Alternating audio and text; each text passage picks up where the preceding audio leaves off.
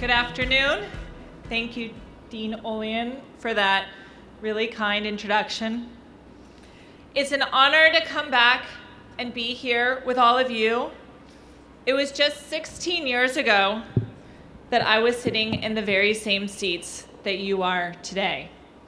I remember it was a really beautiful afternoon, just like this one, and I was so excited, nervous, and proud to be graduating from Anderson. I know how hard all of you have had to work to reach this special day, and I'm thrilled to be invited to be part of it. I'd like to thank the Board of Regents, the Board of Visitors, the Anderson faculty and staff and administration for inviting me here today, and congratulate all of the proud parents, family, and friends in the audience today. And of course, I'd like to offer a really big congratulations to the Anderson class of 2014. So let's give everyone here a big round of applause. Woo!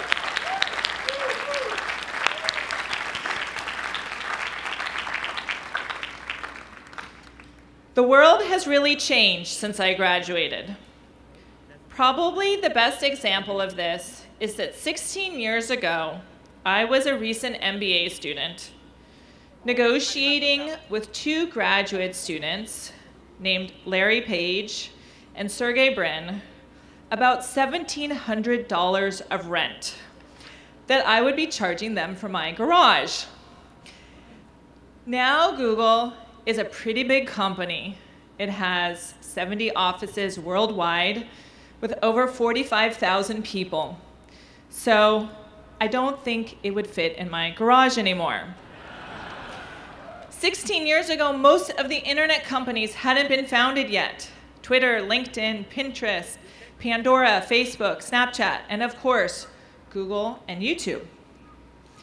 And the hottest company to work for out of Anderson at the time when I graduated was, can you guess? I don't think you guys are gonna guess. Netscape. How many of you have even used Netscape's browser? Okay. All right, well, all right, so you guys, you know it, but yes, I don't think a lot of you are going to Netscape right now. So when I was here at Anderson as an MBA student, I remember that Bill Gates came and he spoke to us here at Anderson, and I remember him saying that the next 10 years were going to be as exciting and interesting as the past 10 years. At the time, I rolled my eyes. I didn't think that was possible.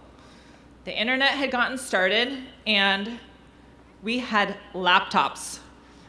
We were the first class at Anderson where everyone had their own laptop. And that was a really big deal back then. We could carry them around with us and plug them in class. They were really heavy. They did not even have internet connection. We had to go to the computer lab if we wanted to connect to the internet. Do you guys even have a computer lab anymore? We didn't have Wi-Fi yet. But whatever, we thought that all of this was cool in 1998. How could the future possibly get brighter than that? Now, obviously, Bill Gates was right. The following decade was even more interesting and exciting. So I want to stand here today and say the same thing to you. The following decade will be even more exciting and interesting than the last decade. And don't roll your eyes. So whether you choose to work in technology, marketing, consulting, entertainment, finance, or start your own company, I want to talk about how to prepare for change and define the next decade.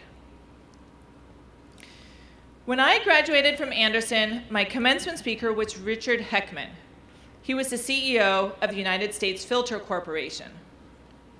I don't remember that much from his speech, but because this is Los Angeles and Hollywood is here in our backyard, his speech was about the big office success at the time, Titanic.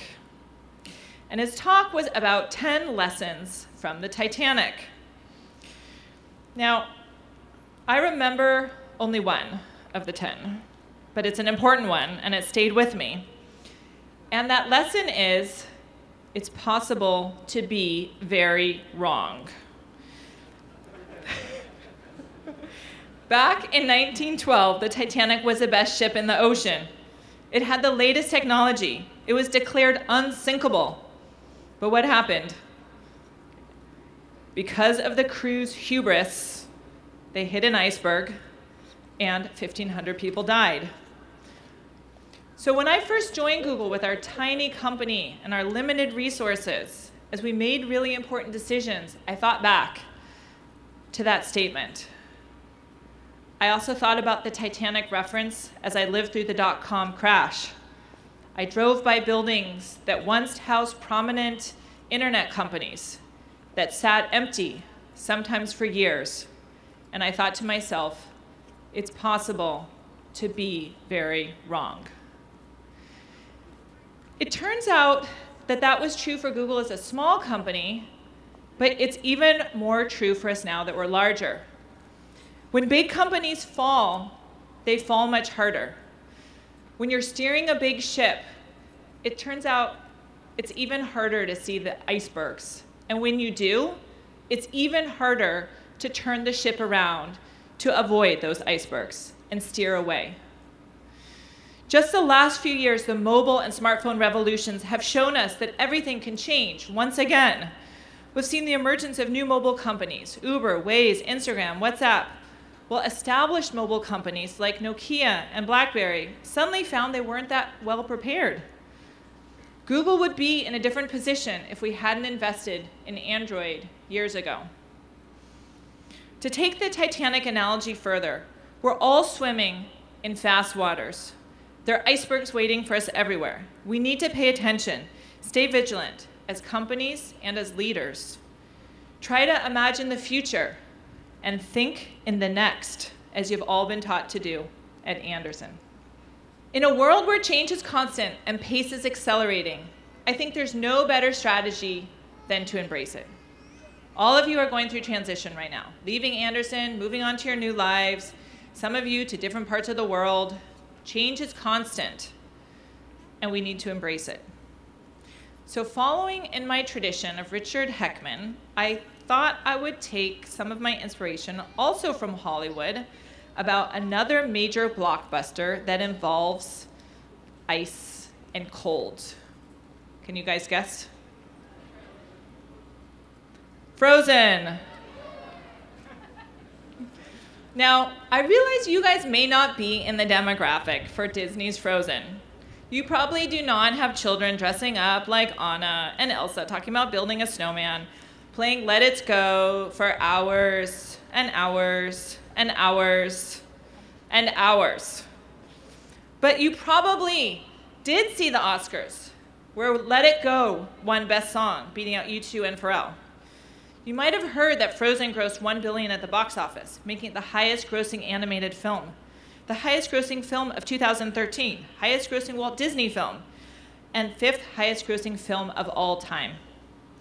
But unlike Titanic, it did not debut at number 1 and stay there for months. It debuted at number 2. It grabbed the top spot 2 weeks later. It fell back to number 3, and then it climbed back to number 1 6 weeks later and stayed there. That pattern is pretty unusual. So how did Frozen do it? Well, first of all, it's a great movie. I've seen it many, many times. But also, big factor that Disney made was to embrace YouTube. Right after Frozen came out, we saw fans uploading their own covers of Let It Go from YouTube. We had 5-year-old children, pop stars, people in cars. Everybody was uploading and singing versions of Let It Go and posting them on YouTube. Disney could have easily told us to take those renditions down, but instead they made a choice that embraced change. They respected their audience. Quite simply, they let it go. Let it go. Let it go. I can't sing, so otherwise, maybe we have some volunteers over here. I found out my neighbor can sing really, really well. So to date, There have been 1,500 clips uploaded to Frozen. There's been a community built around the movie. Frozen has uploaded the video in 70 languages, and it's been viewed almost 1.5 billion times. So whatever industry you work in, you will face change. It makes you nervous. It's hard. People don't like change. But change can also have hard and real consequences for people and businesses. On the other hand, change keeps happening. There's new technology, consumers make new choices, and businesses and services need to adapt. It feels unusual. Our instinct is to fight it, but we need to embrace it. We need to let it go. So if this were a movie, we'd now have Let It Go playing in the background, but it's a commencement speech, so we're going to move on. So when I left Anderson, I went to Intel, a fantastic and well-run company. Hardware was a fast-growing business, but I saw the amazing and rapid adoption of the web. It was even faster. I saw the need for a much better way to process and find all that information that was coming online. And although Google was founded and run by 2 graduate students who had never had a real job before, I could see that it had an important mission. And if you looked at those organic stats, they were on fire. It turns out when you join something fast growing, there are not industry experts to tell you how to do things. There's no one to say you're doing this right or wrong. And that's because nobody knows what's right or wrong, what works or what doesn't. There are no experts, and you become the expert. I learned a lot about marketing at Anderson. But when I first joined Google, the founders turned to me and they said, "We would like you to build a global brand, but with no budget and no staff." How does that sound? If any of you signed up for that challenge post-MBA, I was terrified, as I should have been. But I had a strong background from Anderson. I had learned about marketing and branding and had a whole bunch of other business skills. I could translate that knowledge to this new job, this new emerging field. You all have that same background, and you can all do the same thing. So I recommend you look for growth, opportunities that sometimes seem a little crazy, opportunities to do something that you've never done before, opportunities that maybe no one has ever done before. Those opportunities that scare you, they're often the best ones. And Anderson has prepared you to take them head on. The world's changing faster than ever. It's a question of figuring out the best way to ride those waves of change while making some waves yourself. And thanks to Anderson, you have a head start. You have useful skills, great skills that any organization, company, board, nonprofit can benefit from. But you have to stay vigilant. Remember, it's possible to be very wrong. Embrace change when consumers demand it and be willing to let it go. Look for growth, even if those changes and opportunities really stretch you. And always watch out for the icebergs. Don't stay frozen when change comes your way. And I promise you'll soon be writing your own Hollywood ending. Thank you, and congratulations to the Anderson class of 2014.